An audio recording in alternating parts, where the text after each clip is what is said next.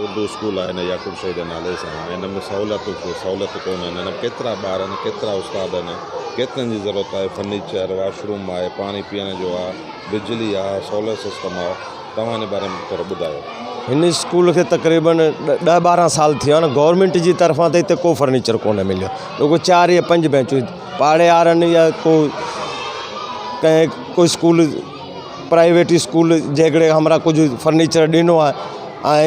इतने न को बाउंड्री वाल है स्कूल जी, न को पानी जो कुछ इंतज़ाम है, पीने जो बार पानी न तो पी सके, एतरो ख़राब है। न को वॉशरूम है, न को नंढड़ी नंढड़ी जवान छोकरियों ॿार 300 तकरीबन शागिर्द इतने स्कूल में आहिनि ऐं ॿिया बि वधीक दाख़िल थी सघनि था, छो त इंतज़ाम ही कोन्हे कंहिं शइ जो। ऐं बाउंड्री वाल कोन्हे, ॿाहिरि जा जेके जानवर आहिनि हू हिते अची सघनि। टोटल 5 उस्ताद आहियूं, हेड मास्टर समेत 5 उस्ताद आहिनि ऐं ॿिया उस्ताद कुझु रिटायर थी विया न। उस्ताद असांखे मिलनि था, वॾनि ऑफिसरनि खे इलाही भेरा विज़िट भी करे विया आहिनि, पर अमल कुझु बि कोन्हे, रुगो ख़ाली कागज़ी कार्रवाई आहे। ऐं महिरबानी करे गवर्नमेंट असांखे उस्ताद भी मुहैया कनि ऐं ॿिया कमरा भी ॾियनि, बाथरूम वॉशरूम ही सभु शयूं ठाहे ॾियनि ऐं पाणी जो पीअण जो ॿारनि जो इंतज़ाम करे ॾियनि।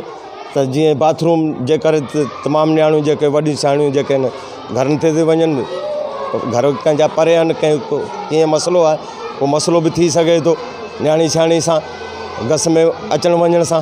हिन जे करे महिरबानी गवर्नमेंट खे आहे त अर्ज़ु त कोशिशि करे असांखे बाथरूम ठाहे ॾियनि, बाउंड्री वाल ठाहे ॾियनि, फर्नीचर मुहैया कनि, त जीअं असांजो स्कूल सुठे नमूने सां हली सघे।